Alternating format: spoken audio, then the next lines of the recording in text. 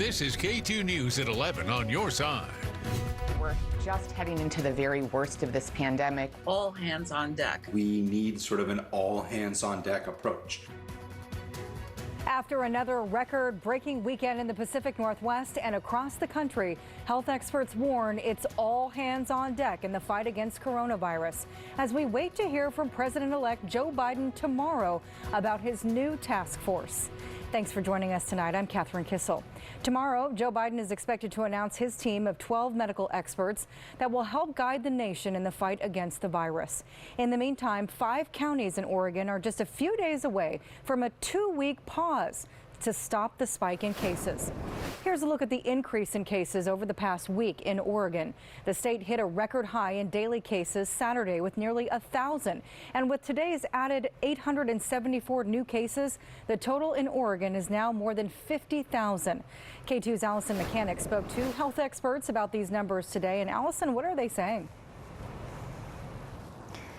Well, Catherine, this pause that's going to be coming up later this week is all meant to keep these numbers from continuing to rise. These restrictions are meant to limit people's contact. So, for example, at a restaurant just like this, you see a really large table here, but now they can't handle more than 6 people in a party because they're really hoping that this will cut down on the amount of contact people have with one another. They're asking for everyone in the state of Oregon to limit their contact. This is a wake-up call. Please, please keep your social gatherings very, very small. On Wednesday, 5 Oregon counties will push pause to try and lessen the number of coronavirus cases. Around here. But Governor Kate Brown put out this warning to all Oregonians after another 874 people tested positive for the virus today. We have to stop the spread of the virus. It's a warning we've been hearing for months. But health professionals worry it's not being taken as seriously anymore. I think COVID fatigue is real. I think it's shorthand for the idea that when people have to do a behavior that doesn't come naturally to them, that it's hard to do, and it's especially hard to sustain. As the Multnomah County Health Officer, Dr. Jennifer Vines has been stressing the importance of washing hands, social distancing, and masks since the pandemic began. But our numbers are continuing to rise. It's sobering, and this is our first winter with this virus, and I think it's going to be difficult. Many health professionals stand with the governor's 2-week pause. They hope the recent spike in cases and deaths will motivate people to get over their coronavirus fatigue and take proposed safety precautions more seriously. We're tired and we're fatigued about social isolation, and that creates a mental health burden that we have, and we have to think about that. Because if cases don't improve during or after the 2-week pause, Governor Brown says more restrictions will come. So starting Wednesday, there are already 5 counties in the state of Oregon that will go into this pause, but we should find out tomorrow whether 5 more counties, including Clackamas and Washington County, which are right now on the cusp, we'll find out if they're going to be joining the already 5 counties that are going into this pause. We'll find that out tomorrow from the Oregon Health Authority. Live in Northeast Portland, Allison Mechanic, KATU News. Allison, thank you. Records in Washington were also broken this weekend. The health department there reported nearly 1,800 new cases, breaking a record that was set the day before. Today, they're reporting more than 1,300 new cases. The state total is now more than 117,000 cases and nearly 2,500 deaths. Worldwide, there are more than 50 million cases and nearly 10 million right here in the U.S. Tonight, we're also learning about a new outbreak inside the White House. Here's ABC's Stephanie Ramos. Tonight, COVID cases exploding across the country. Take a look at the new numbers. Nearly 10 million people infected, more than 1 million cases added in just the last 10 days. Hospitalizations now rising in 43 states. Unless something is done drastically that changes public behavior, we're in for catastrophe. While there's no clear plan to contain the virus, there is another outbreak at the White House. Chief of Staff Mark Meadows and at least 5 others testing positive.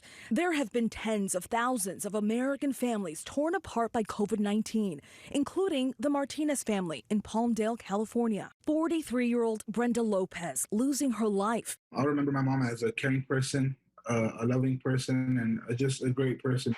And in Indiana, new images out of Notre Dame where cases are rising. Fans storming the field after the team's big win Saturday. Texas closing in on 1 million cases. El Paso on lockdown for the past 10 days. The Air Force sending 60 military medics to ease the burden. Overseas, a fierce resurgence sweeping through Europe where the virus first took hold before arriving in the U.S. Shocking new video from Turin, Italy, showing a hospital packed with infected patients, some on the floor. Health officials calling the situation unacceptable. And in the UK, anti-lockdown protests erupting in Manchester. England averaging 20,000 new infections a day for the past 2 weeks. And here in New York, some troubling trends. New York State reporting 3 straight days of more than 3,000 new infections, the highest numbers since May. Governor Andrew Cuomo deploying the National Guard to airports to make sure passengers who are arriving have recently tested negative for COVID. Stephanie Ramos, ABC News, New York. And stay with K2 News as we continue to monitor the increase in cases in Oregon and Washington. When we're not on the air, you can check out the latest at KATU.com as well as our social media pages. President Trump's campaign may possibly have a plan to stir up doubt over the election. CNN reports that the campaign plans to present obituaries of people they say voted. K2 spoke with the Clark County Elections Office recently, and they say they often get ballots from people who end up dying after they mail in their ballot, but before the election. That's simply because people die every day. The campaign apparently also plans to hold rallies in protest of the election results. And aides to the president-elect have started outlining how he plans to spend the next few days of his transition, but his team could still face legal challenges demanded by President Trump. Sinclair National correspondent James Rosen has more. As President-elect Joe Biden visited the gravesite for his late son Beau Sunday morning, the transition announced the co-chairs of Mr. Biden's forthcoming coronavirus task force, Dr. Vivek Murthy, the Surgeon General under President Obama, and Dr. David Kessler, who served presidents of both parties as FDA commissioner. In the first 100 days of my administration, no one will be deported at all. Other promises Mr. Biden has made for his first day or days in office include additional measures to combat the coronavirus and notifying the United Nations that America will rejoin the Obama-era Paris Climate Change Accord, from which President Trump withdrew the U.S. While House Democrats will soon command a slimmer majority, their most liberal members are demanding representation in staffing and legislation. Our policies are resonating with the American people, and if our big tent Democratic Party wants to govern on behalf of all Americans, we should have a seat at the table. Every single swing seat member that co-sponsored Medicare for All won their reelection. Right. And so the conversation's a little bit deeper than that, than just saying, you know, anything progressive is toxic and a losing message. President Trump spent the morning golfing at his own club in suburban Virginia and tweeted defiantly throughout the day, absent dispositive evidence as yet, that the election is being stolen from him by corrupt Democratic machine bosses, a sentiment echoed by some prominent supporters. I think that it is a corrupt, stolen election. I suspect they're going to try to steal North Carolina next, in Fulton County, Georgia. We believe these people are thieves. First Lady Melania Trump broke her silence, tweeting Sunday afternoon that Americans deserve fair elections and adding, quote, every legal, not illegal, vote should be counted. Outside the nation's capital, James Rosen. And the world has been watching this election. We want to show you the scene in Bosnia this week. You can see the American flag projected onto the side of buildings. People drove down the road honking and waving flags, celebrating Biden's win. Israeli Prime Minister Benjamin Netanyahu also congratulated Biden and his Vice President-elect Kamala Harris on their election victory. The premier also added a message of gratitude to President Trump. He thanked the president for moving the embassy to Jerusalem, for his stance with Iran, and for his alliance with Israel.